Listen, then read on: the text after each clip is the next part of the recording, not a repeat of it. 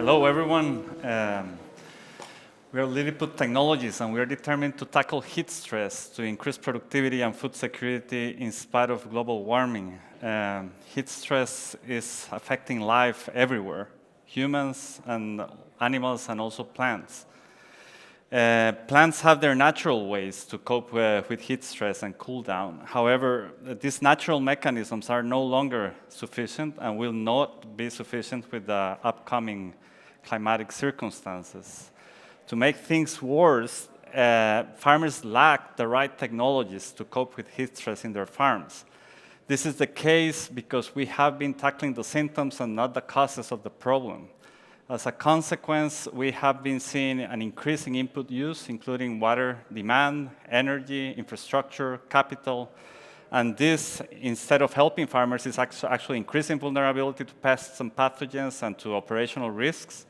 It's decreasing productivity everywhere. It will be 70% of agricultural production under threat in 20 years, and it's, of course, decreasing the food security everywhere.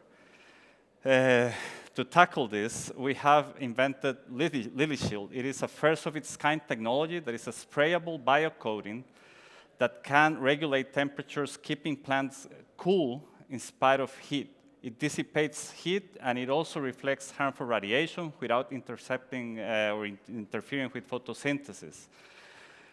Lilliput is safe, it is user-friendly, and it is also cost-effective. It can deliver up to 40% increases in yields, biomass growth, and it also can increase water use efficiency by 60% and can cool down plants from 3 to 15 degrees Celsius compared to the controls. Our beachhead market is pineapple. We have established that we can deliver an increase in income to farmers beyond $3,000 per hectare per year.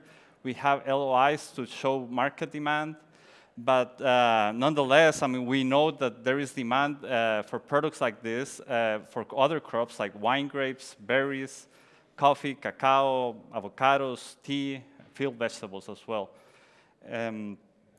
Our next steps are very clear. We are going to file a full patent application in February. We are going to increase our manufacturing capacity to be able to perform commercial trials. And also, we are looking forward to perform these trials around the world for various crops. So if you are looking forward to innovating climate adaptation for agriculture and actually increase food security and productivity in spite of climate change, talk to us. Thank you.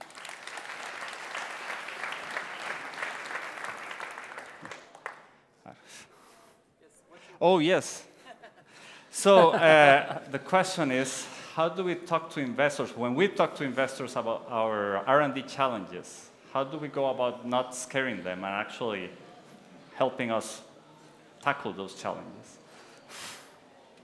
The audience, if you have ideas as well, you can share.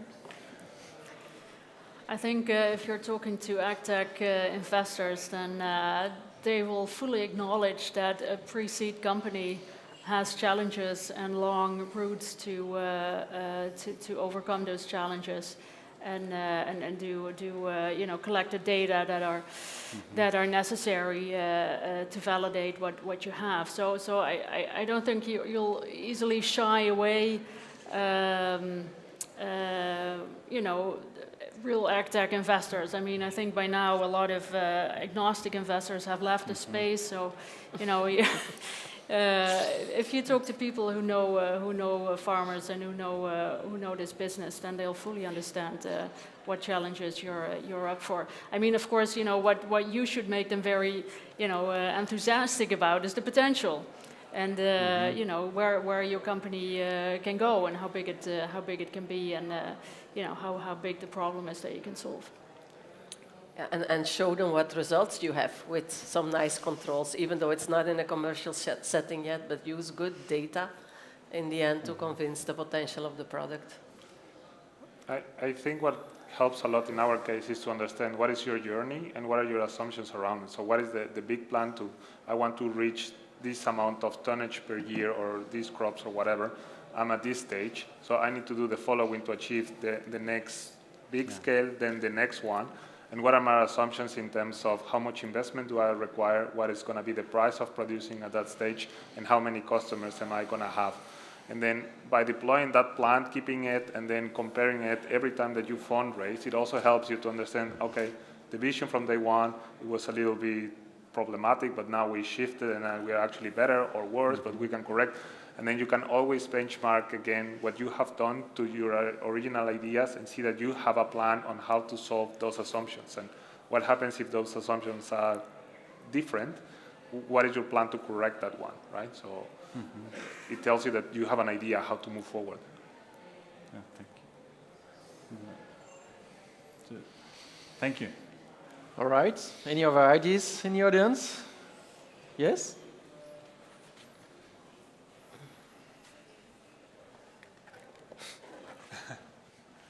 Thank you. Nice presentation. Thank you. How circular are your coatings? How sure? Circular or environmental It is- friendly? And it how is- many times do you have to use them in a lifetime of a plant?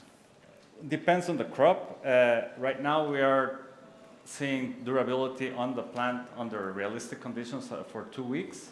For pineapple, they're spraying every week, similar products or lesser products.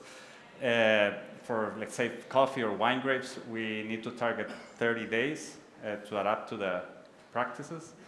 It is a biopolymer polysaccharide, so it's very circular and it's biodegradable in, depending on the conditions, 60 to 90 days, yeah.